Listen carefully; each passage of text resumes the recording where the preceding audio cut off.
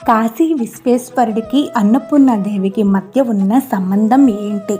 అన్నపూర్ణాదేవి ఎవరో కాదు, పార్వతీదేవి యొక్క మరొక రూపం. అన్నద అని కూడా పిలుస్తారు.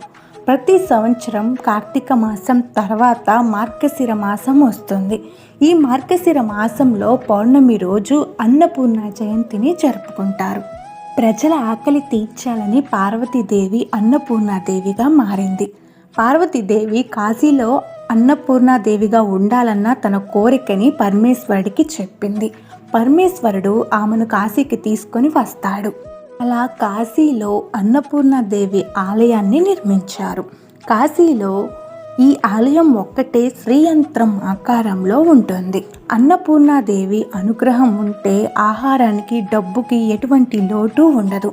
పూర్ణ జయంతి రోజున దానాలు ధర్మాలు చేసే వాళ్ళకి ఎటువంటి ఇబ్బందులు కలగవు.